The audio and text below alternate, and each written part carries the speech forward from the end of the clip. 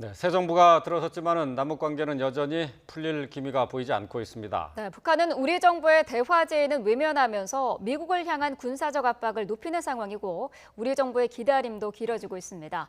조명균 통일부 장관과 함께 남북 관계 해결을 위한 우리 정부의 계획 들어보겠습니다. 네. 안녕하십니까? 안녕하십니까? 예, 안녕하십니까? 네. 자, 오랫동안 통일부를 떠나 계셨습니다. 2008년에 통일부에서 사표를 내고 떠나셨죠? 예, 그렇습니다. 예, 그때 대기 발령 상태였었던 것으로 알고 있는데. 예, 그런 기간을 좀 한 6개월 정도 있다가 예. 제가 2008년 10월 말에 퇴직을 해서 이번에 약 9년 만에 다시 통일부로 복귀를 했습니다. 예, 네. 9년 만에 다시 오셨는데 그동안에 남북 관계 많이 변했죠? 예, 제가 밖에서 느끼던 것보다도 훨씬 더 큰 변화들이 있었습니다. 다 아시는 것처럼 북한 핵 문제 상황은 훨씬 더 엄중해졌고 네. 또 남북 관계는 뭐 남북 대화라든가 개성공단을 포함해서 모든 것이 단절된 상태에 있습니다. 예.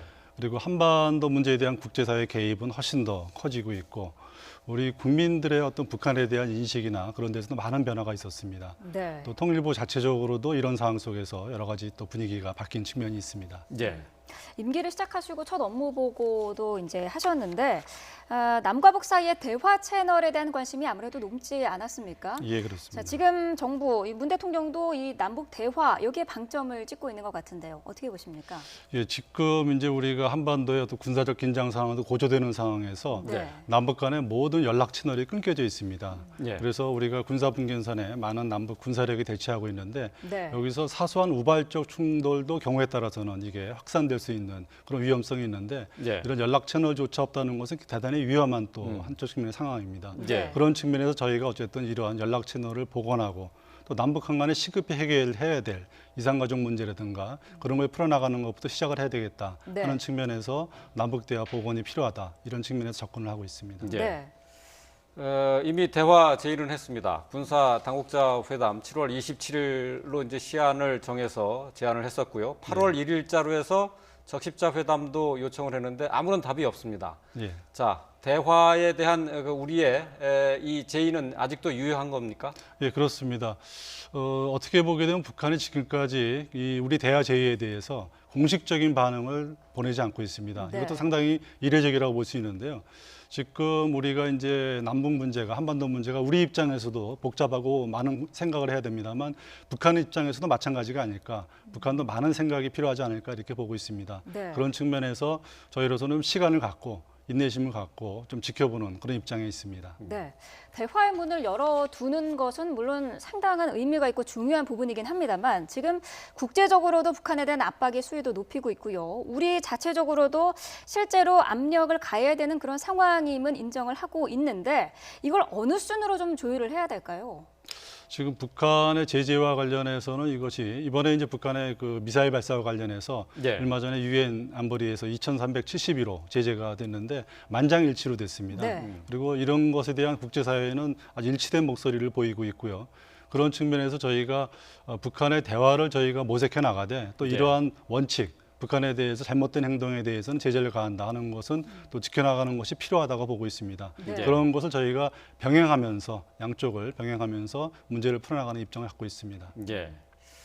문재인 대통령은 북한과의 대화의 조건으로 핵 동결을 입구로 해서 핵 폐기를 출구로 하자 이렇게 제안을 한 상태거든요. 예, 그렇습니다. 그 사이에 입장 변화는 없습니까? 대화의 조건에 관련해서. 예, 핵 동결과 관련해서는 이제 핵 동결도 저희가 구체적으로 여러 단계로 볼 수 있는데 네. 북한이 이제 지금 하고 있는 미사일이나 핵 실험 같은 네. 그런 미사일 실험이나 핵 실험과 같은 도발을 중단한다면 일단 대화를 시작할 수 있겠다. 이런 식으로 저희가 보고 있고요. 네. 그런 측면에서 기본적인 입장에 어떤 변화는 없다. 이렇게 말씀드릴 수 있겠습니다. 도발 중단이 대화의 조건이 되는 겁니까? 예, 현재로서는 그런 입장을 갖고 있습니다. 예.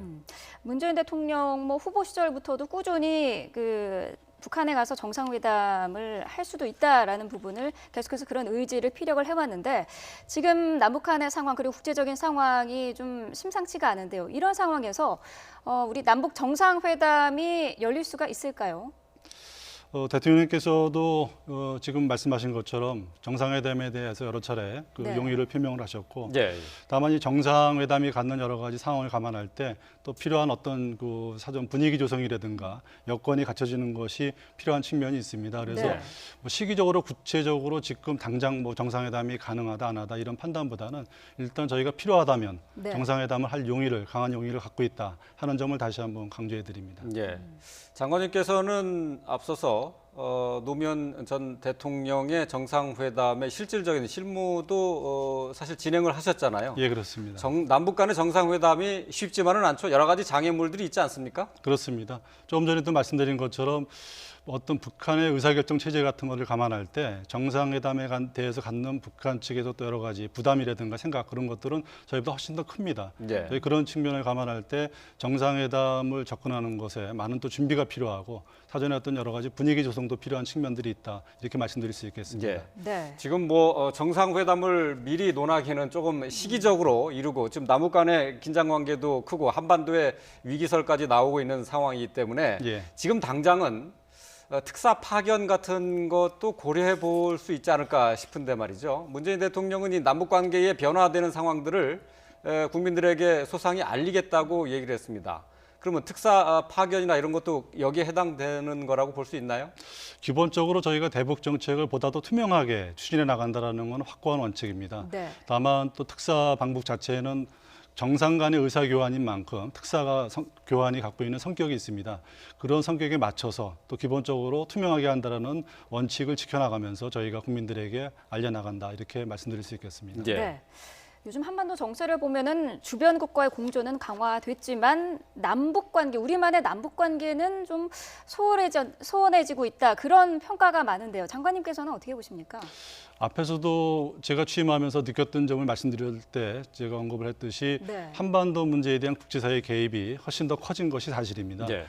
그리고 지금 이제 북한의 어떤 핵이나 미사일 실험이 계속되면서 뭐 코리아 패싱이라든가 이런 언급도 네. 나오는데 예, 예. 제가 볼 때는 그거는 저희가 어떻게 하기 나름의 문제가 아닌가 이렇게 생각이 됩니다. 예. 과거에도 저희가 남북 대화가 잘 될 때, 또 남북 관계가 좋았을 때 우리가 먼저 선제적으로 능동적으로 좀 어떤 방안을 제시해서 그걸 네. 통해서 미국과 관련 국가를 설득하고 그걸 통해서 문제를 풀어나갔던 그런 경험들을 갖고 있습니다. 그런 예. 측면에서 저희가 노력을 한다면 저희가 우리 충분히 주도할 수 있고 우리 입장을 반영하면서 문제를 풀어나갈 수 있다 이렇게 말씀드릴 수 있겠습니다. 예. 코리아 패싱 얘기를 하셔서 얼마 전에 강연에서 이틀 전인가요? 사흘 전인가요? 예. 강연을 통해서 북한이 핵무기 완성 단계로 들어가면은 코리아 패싱 그리고 게임 체인저가 현실화될 것이다. 현실화될 수 있다라고 예. 말씀을 하셨거든요. 그 의미는 뭡니까? 그때도 같이 말씀을 드렸습니다만 그러한 단계에 가지 않도록 저희가 모든 방법을 다해서 그런 상황에 가지 않도록 막아야 되겠다 하는 그런 측면이고요. 네. 또 조금 전에 말씀드린 것처럼 우리가 주도적으로 능동적으로 방안을 마련해서 노력을 해나간다면 그런 것들은 충분히 극복할 수 있다. 예. 그런 거를 강조시키는데 저희가 설명에 초점이 있었습니다. 근데 북한은 핵무기 고도화 그리고 ICBM 개발을 좀 더 진척을 시키면서 미국과 직접 상대를 하려고 하지 우리 그 대한민국은 글쎄 논의 자체에서 아예 배제시키려는 움직임이거든요. 사실 예. 이게 코리아 패싱이 사실 현실화되고 있는 것 아니냐 하는 지적들이 많이 나오고 있어요. 지금 제가 이제 취임하면서 우리 외교안보팀에서 돌아가는 상황이라든가 또 우리가 미국 측하고 대통령님께서 정상회담도 하셨고 직접 통화도 여러 차례 하시고 네. 또 외교부 장관이라든가 국방장관 여러 가지 채널에서 미국과 협의하는 걸 보게 되면 제가 과거에 노무현 대통령 때라든가 그때 어느 때보다도 저희 긴밀하게 미국과 지금 협조가 되고 있습니다. 예. 그리고 우리 측 의견을 충분히 미국이 전달하고 있고 미국이 이걸 존중하고 있고요. 그런 측면이기 때문에 저희가 코리아 패싱에 대해서는 저희가 이렇게 과도하게 우려할 필요가 없다 이렇게 생각을 하고 있습니다. 예. 어쨌든 뭐 게임 체인저나 코리아 패싱을 말씀하셨을 때 북한의 핵무기가 고도화되고 완성되는 단계가 된다는 것은 우리에게 문재인 대통령이 말씀하셨지만은 분명한 레드라인이다 이렇게 봐야 되겠군요. 대통령님께서 말씀하신 레드라인도 조금 전에 말씀드린 것처럼 우리가 그런 상황에 가지 않도록 가지 않도록 그 전에 최선을 다해서 문제를 해결해야 된다라는 그런 측면을 강조하신 것에 방점이 있다 이렇게 볼 수 있겠습니다. 네, 이 북한과 관련된 문제에서 예전에도 그랬습니다만 지금 그 어느 때보다도 통일부와 이 외교부의 공조가 상당히 중요한 시기라고 할 수가 있는데요. 어떻게 평가하십니까? 네, 그렇습니다. 대통령님께서도 이번에 이제 저희가 업무 보고를 이틀 전에 대통령님께 외교부 통일부 합동으로 드렸습니다. 네. 거기에서도 대통령님께서 마무리 말씀으로 강조하신 것이 외교부와 통일부 간의 긴밀한 협조를 다시 한번 강조를 하셨습니다. 네. 지금 지적해 주신 것처럼 대단히 중요하고 그런 측면에서 저와 외교부와 장관 간에는 긴밀하게 이미 협의를 하고 있고 네. 앞으로도 점점 더 저희가 그런 거를 체계화해서 긴밀한 협조를 해나갈 그런 계획을 갖고 있습니다. 네. 뭐 이제 문재인 대통령은 남북 관계에 있어서 우리가 이제 운전대에 앉아 있다, 운전대를 잡았다라고 이제 말씀을 하셨는데 사실 지금 현재 전개되는 상황은 그것과는 좀 거리가 있습니다. 자, 이런 상황에서 통일부의 역할 어디에 있다고 보십니까? 아무래도 저희 통일부는 남북 문제를 우리 대한민국 내에서 어느 부처보다도 가장 오랫동안 또 가장 지금 현재도 많이 생각하는 그런 부처입니다. 그래서 앞에서도 말씀드린 것처럼 저희가 창의적인 이런 해결 방안을 모색해서 그거를 제시하고 관련 국가가 협의해 나가는 것이 필요한데 네. 그런 측면에서 남북 문제를 잘 이해하고 오랫동안 다뤄온 통일부의 역할이 있지 않을까 이렇게 생각을 하고 있습니다. 네. 앞서서 과거에 우리 정부가 선제적으로 북핵 문제와 관련한 해결 방안을 제시를 한 그런 과거의 경험을 되살려야 한다라고 말씀을 하셨는데 지금 상황이 과거의 북한과는 굉장히 많이 다르다라는 평가가 많거든요. 예. 지금 상황에서 글쎄요, 어느 정도 우리가 역할을 할 수 있을지 의구심을 품는 국민들이 많은데요. 예, 실제로 그런 우려를 저희가 가질 수 있다고 생각을 합니다. 네. 뭐 앞에서도 말씀드린 것처럼 북한 핵 문제 상황이 과거하고는 비교할 수 없게 달라졌고 북한 내에서도 지도자 교체가 있었고 여러 네. 가지 상황 변화가 있습니다. 그래서 저희 외교안보 그 팀은 이러한 상황 변화를 분명하게 인식을 하고 있습니다. 네. 그러나 또 저희가 과거에 이런 북핵 문제를 풀어나가는 데 있어가지고 남북 관계를 활용했던 그런 또 저희가 좋은 교훈, 경험도 갖고 있고요. 이런 양자를 조화하면서 저희가 문제를 풀어나간다. 그런 입장을 갖고 있습니다. 네. 자, 이틀 전에 이제 업무 보고를 하셨습니다. 이 업무 보고를 통해서 어떤 민간과 그리고 지자체 차원에서 남북 간의 교류를 활성화하겠다 하는 그런 업무 내용도 발표를 하셨어요. 지금 당장 이제 중요한 것 중에 하나는 이제 평창 올림픽에 북한이 참가할 것인가 하는 부분입니다. 이 부분은 어떻게 추진되고 있습니까? 평창 올림픽과 관련해서는 이미 언론 보도로 나갔습니다만 지난번에 이제 북한의 태권도 시범단이 무주 태권도 대회에 왔을 때 네. 우리 측 구상을 북측에 충분히 설명을 했고 당시 방한한 IOC 위원장을 통해서도 우리가 직접 IOC의 어떤 중재 역할을 요청을 했습니다. 예. 그런 차원에서 현재 노력이 좀 진행되고 있고요. 저희가 필요하다면 남북 간 직접 체육 분야 접촉을 통해서도 북한의 평창 동계올림픽 참가 문제를 협의할 그런 계획을 갖고 있습니다. 예. 아직 북한 측에서 그 부분에 대해서는 어떤 답도 오지 않은 상태죠. 예, 현재까지는 그렇습니다. 전반적인 남북 관계에서 북한이 좀 유보적인 입장을 보이고 있기 네. 때문에 평창 동계올림픽과 관련해서도 그런 연장선상에서 북한이 그런 태도를 보이고 있다. 이렇게 일단 저희가 보고 있습니다. 네. 업무 보고에서 또 그 개성공단 기업인들의 피해 지원 얘기가 나왔는데요. 피해 지원과는 별도로 이 개성공단을 재가동하던 논의는 아직 이루어지지 않고 있는 건가요?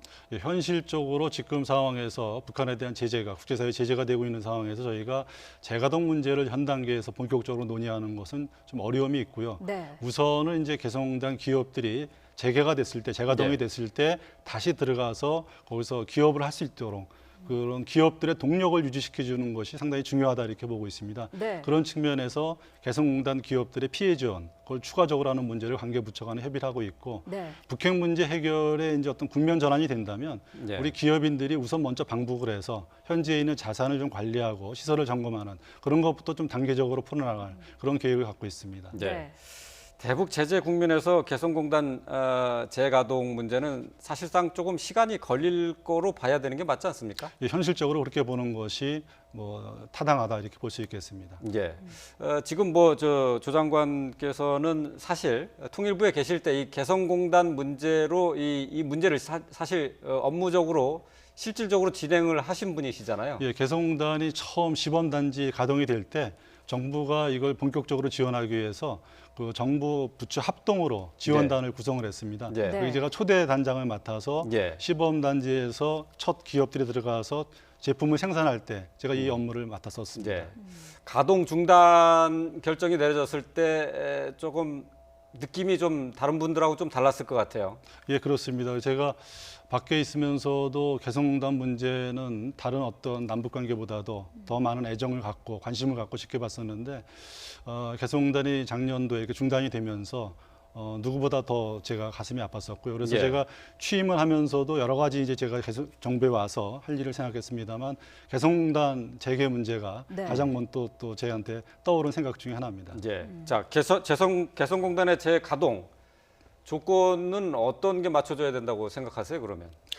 글쎄요, 아무래도 앞에서도 말씀드린 것처럼 일단 북한 핵 문제에 있어가지고 북한 제재 그런 상황에 있어서 국면 전환이 필요하다 이렇게 보고 있습니다. 그러자면 북한이 지금 하고 있는 미사일 시험 발사라든가 핵실험이라든가 이런 도발을 중단하고 그다음에 여러 가지 이제 북한 핵 문제를 해결하기 위한 협상 국면으로 들어서는 그런 상황 변화가 우선적으로 필요하지 않을까 이렇게 보고 있고요. 네. 그런 상황 변화가 있다면 앞에서도 말씀드린 것처럼 저희가 단계적으로 해나갈 수 있는 개성공단 재개를 위해서 그런 노력들을 해나가겠다 그런 입장입니다. 예. 네. 금강산 관광 재개는 북한 측에서 요구를 했던 부분입니다. 지난 예. 2015년 12월에 마지막에 열렸던 차관급 회의에서 요구를 했었지만 우리 측에서 그 당시에는 거절을 했었는데 금강산 관광 재개는 어떤 조건이 필요하다고 보십니까? 뭐 다 아시는 것처럼 금강산 관광은 우리 관광객이 북한의 피격 사망을 하면서 예. 우리 그 문제로 인해서 중단된 측면이 있습니다. 그렇죠. 그래서 네. 우선은 금강산 관광 재개와 관련해서는 우리 관광객들이 신변안전 보장이라든가 그런 문제들이 우선 확고하게 제도적으로 보장되는 것이 필요하고요. 그리고 그 이후에 이제 북핵 상황이 악화되면서 그러면서 금강산 관광 저희가 대가를 지불하는 그런 여러 가지 문제들이 그런 국제사회의 대북 제재와 상충되는 측면이 있지 않나 하는 부분도 저희가 좀 신중하게 검토돼야 될 부분이라고 생각을 합니다. 네. 네. 자, 정부가 바뀔 때마다 대북 정책, 통일 정책은 그야말로 널뛰기를 합니다. 지금 이제 보수 정권에서 진보 정권으로 바뀐 상황인데 또 이제 대북 정책이 상당히 많이 이제 급선회를 하고 있단 말이죠. 자, 이 정권이 바뀔 때마다 이렇게 대북 정책이 바뀌는 것은 결코 바람직스럽지 않은데요. 여기에 대한 대책이 있을까요? 예, 기본적으로 저희 정부 정책, 통일 정책을 보게 되면 말씀하신 대로 정권이 바뀔 때마다 바뀌는 측면이 있는데 그렇기 때문에 저희가 대북 정책에 있어서 정부가 주도하고 책임을 지고 하는 것은 필요합니다만 정부 외에 우리 민간이라든가 관련된 시민단체라든가 그런 다양한 분야, 특히 지자체까지 포함해서 참여하고 거기서도 역할 분담을 하고 책임을 지고 함께 가는 그런 네. 것이 필요하다고 생각합니다. 네. 그런 측면에서 이루어진다면 이거 정권 교체와 상관없이 지속성을 갖는 대북 정책을 가질 수 있다고 생각을 하고요. 또 한 측면에서는 남북한 간에 그동안에 많은 합의가 있었습니다. 근데 합의가 제대로 이행되지 않고 정권이 교체되면 다시 또 이게 거의 뭐 사문화되고 이런 측면이 있는데 네. 앞으로는 남북 간에 어렵게 마련된 합의를 저희가 제도화해서 법적 효력도 필요하면 부여를 해서 이런 합의들이 계속 이행될 수 있게 해나가는 것도 그런 측면에서 필요하다 이렇게 인식을 하고 있습니다. 결국 합의를 계속 어떤 하나의 정책으로 유지시키려면은 국회의 동의가 필요한 입법화 과정이 필요하다는 것 아니겠습니까? 예. 지금 이미 남북관계 발전법에 따르게 되면 이제 우리가 어떤 입법 사항이라든가 국민들한테 재정적 부담을 지우는 거라든가 그런 예. 것들은 국회 동의 절차를 거쳐 가지고 법적 효력을 부여하게 돼 있는 그런 제도 정책이 이미 있습니다. 예. 근데 그런 걸 통해서 저희가 이미 남북 합의 중에 그런 걸 한 것도 있습니다만 저희 과거에 합의했던 남북 기본 합의서라든가 6.15 선언이라든가 14선언이라든가 이런 또 저희가 소중하고 중요한 합의들에 대해서는 정치적 견해 때문에 그런 절차를 거치지 못한 측면들이 있습니다. 예. 그런 것들을 해나가고 앞으로 저희가 또 남북한 간에 체결해 나가야 될 다른 추가적인 합의들도 그런 절차를 밟아서 법적 효력을 부여한다면 남북관계 대북 정책의 지속성을 좀 강하게 확보할 수 있지 않을까 이런 생각을 하고 있습니다. 네. 최근에 그 임지연 씨가 재입국한 것을 두고 논란이 되고 있습니다. 임지연 씨 같은 경우에는 북한에 이제 가서 남한 사회에 적응하기가 굉장히 힘들었다라고 주장을 했었는데 이 주장의 사실관계를 떠나서 사실 우리 사회에서 그 탈북민들에 대한 관심도 그동안 많이 부족했던 것 아니냐 이런 지적이 있어 왔거든요. 예. 탈북민들의 온전한 정착을 위해서 어떤 것들이 더 필요하다고 보십니까? 말씀하신 것처럼 제가 그 밖에서 이런저런 활동을 하면서 탈북민들을 좀 여러 경로로 만나봤는데 네. 탈북민들이 우리 사회에 정착하는데 상당히 힘들어한다라는 걸 제가 직접 피부로 느꼈습니다. 네. 네. 근데 여기에는 양쪽 방향의 노력이 필요한 것 같습니다. 탈북민 스스로가 잘 정착될 수 있도록 하는 측면과 함께 우리 국민들이 이분들을 탈북민들을 우리 가족처럼 우리 같은 동포로서 앞으로 우리가 통일해 나가면 같이 살아야 될 북한 주민 그런 측면에서 따뜻하게 이웃으로 맞아주는 것이 필요하다고 생각되고요. 네. 그런 측면에서 우리 양쪽에서 같이 그런 접근을 해나갈 수 있는 측면에서 정부가 좀 탈북민 정책을 다시 한번 점검하고 개선책을 마련해 나가겠다 이렇게 저희가 생각을 하고 있습니다. 예. 네.